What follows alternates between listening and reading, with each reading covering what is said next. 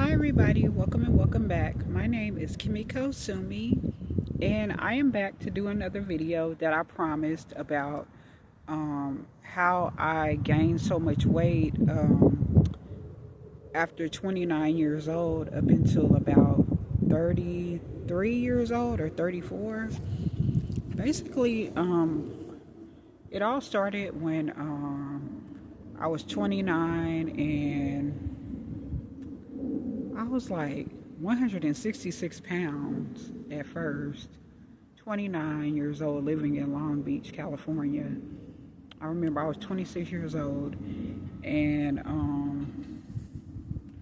don't know, I would be trying to diet and exercise, and like I would always be walking. I would always be trying to limit my calories and stuff, and it would never work. I'm like, why? Because I just noticed that my weight just kept climbing and climbing and climbing. And I just couldn't understand, why is it that I'm doing all this exercising and stuff, and and trying to eat less, even though I was eating fast food. I was eating a lot of food too, but I was really trying to limit my calories and my food intake, and doing a lot of exercise. I mean, I would exercise for hours a day, walking around Long Beach and LA and all that other stuff. And I would still, my weight would just keep climbing, and I couldn't understand. So basically, fast forward to about 33 years old, I found out that I had a thyroid disorder. And around that time, I actually was very depressed, because I mean, depression is just something that I have, period. But I was very depressed when I came back to Dallas from Los Angeles.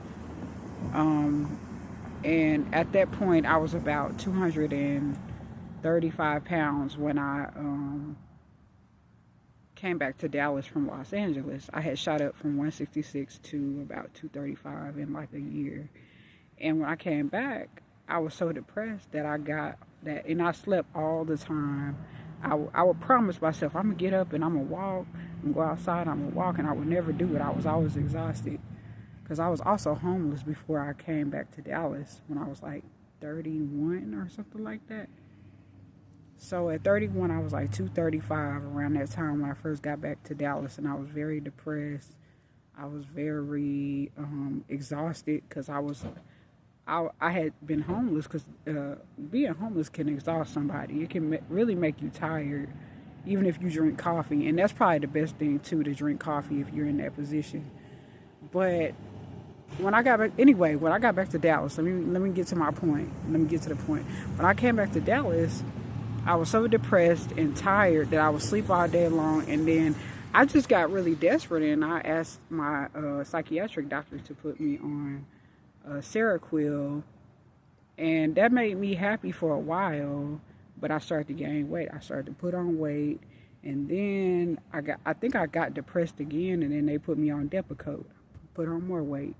Next thing you knew, I had a thyroid disorder, and that was packing on the weight too. And then I had climbed up to 313 pounds at my highest, and I was morbidly obese at that time, almost super morbidly obese. You know what I'm saying? Like, almost considered somebody that would be like close to somebody climbing up to them, like that would be on one of them shows, and that it just wasn't a good thing.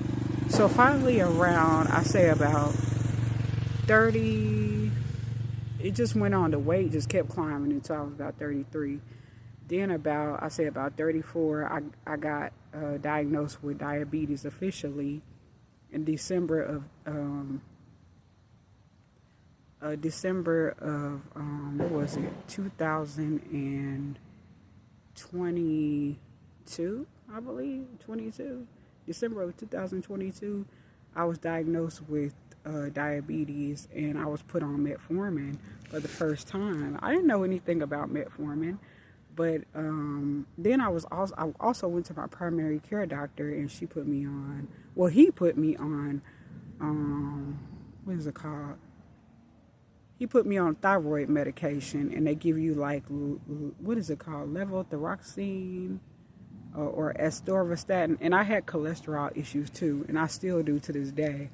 And so ever since I got on metformin, then eventually Ozempic, and then getting my thyroid levels in control and different things, I had a lot of different things wrong with me, and I actually have gotten to a weight that is almost like amazing. I can't believe I'm back here. I will not share that with anybody online. I would prefer to keep that to myself, not out of shame, but out of fear, because I don't ever want to be that weight again. And I kind of do think that dark spells were put on me so that I would not be able to be at a certain weight, okay? Like beauty spells and shit like that, because I believe that that's possible. I don't believe that that's impossible. I believe that you could put good energy out into the world to get back good energy, and a person could put bad energy out into the world and get back negativity. But either way it goes, you get what you put out back. So whoever might have done that, if it's possible, they're gonna get that back. They're getting that back, because I'm taking back my destiny. Nobody is gonna determine my destiny or my fate anymore. And with my practice with Nichiren Buddhism to be the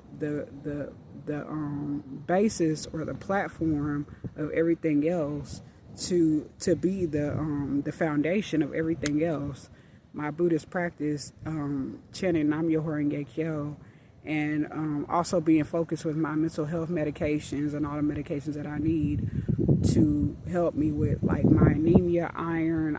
I have to have a lot of medications to help me be stable. I've even had to get on benztropine because I used to shake a lot uncontrollably, like somebody who had multiple sclerosis. For a long time I shake really bad, and you could even tell in my videos from the past that I had a very bad shaking problem, very bad. It wasn't even anxiety, it was just it was anxiety too, but it was like a nervous system problem.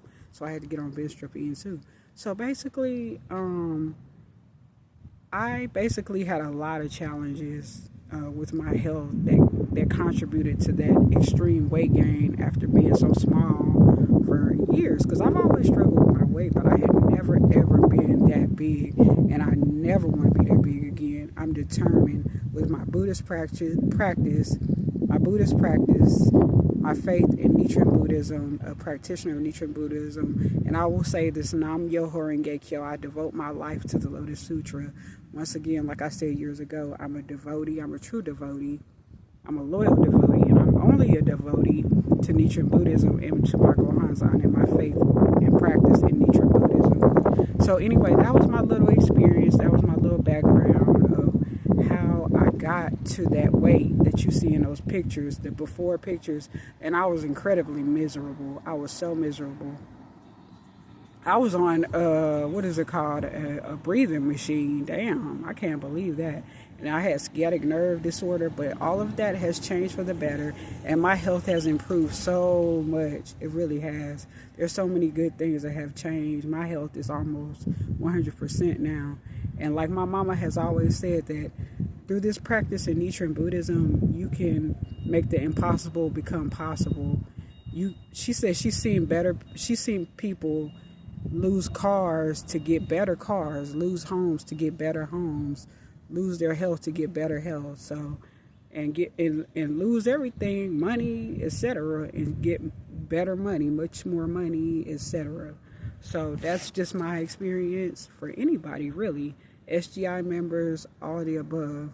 All I will say is just try to be humble, don't complain, be grateful, and keep practicing Nichiren Buddhism. Or if you're not a Buddhist, you don't have to be. Keep up with your prayers, stay strong, do the right thing, and keep your head up, okay? So this is my video, and I hope you like, comment, subscribe, share my video, hit the notification bell, and I will see y'all in another video, my lotus flowers. And for my upcoming lotus flowers, welcome to my channel, and I will see y'all in another one. Peace. I'm out. Bye-bye.